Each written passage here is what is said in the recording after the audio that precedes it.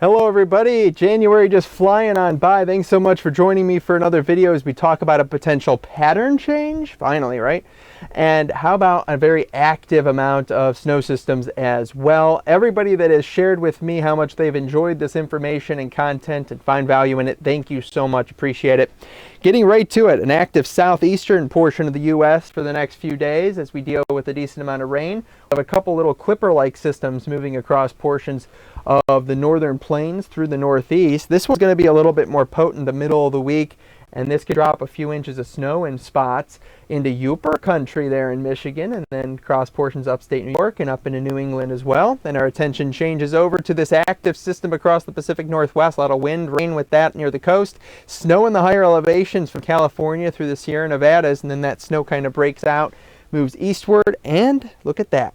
We'll have an attention definitely changing our mindset over to the Colorado low that develops across the middle of the country. But before we get to that, the first system here in the middle of the week is going to drop a swath of a few to maybe even several inches of snow right by our Canadian neighbors near the border.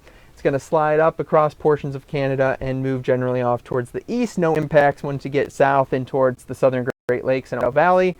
This is our big Colorado low system that will really form the end of this week and really get its act together for the weekend.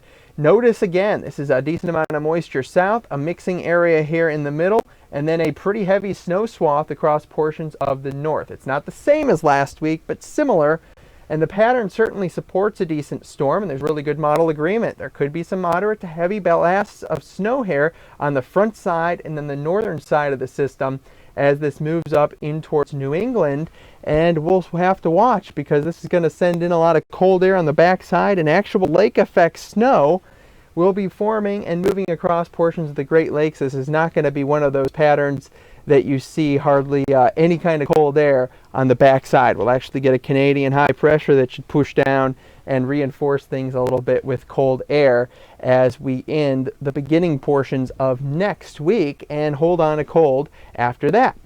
This is ensemble forecast models for the snow accumulation. Many different models that take a little bit different initial data and run that forecast several different times. Notice if you can find a trend. A lot of these are pretty similar across portions of the Midwest Great Lakes into the Northeast, indicating high confidence and a pretty good swath of snow associated with this system. I'm using the Canadian model as just an example for snowfall accumulations with this system.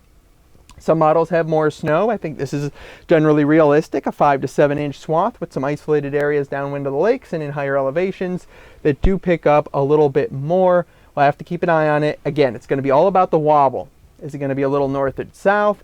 Probably will not look exactly like this, what actually happens with the event, but it could be something generally similar.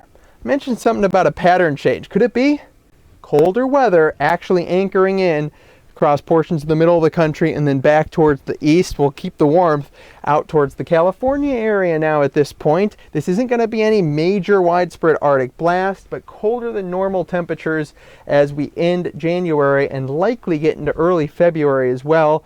Will it last past that? Maybe, off and on. I don't think this is going to be a brutal end of winter, but we should at least have some more true normal winter cold and some snow. Again, thanks for everybody that has reached out and said some great things about our forecast services. We're totally beating any type of local TV meteorologists and weather apps with very detailed and consistent updates specific for your location with impacts in mind.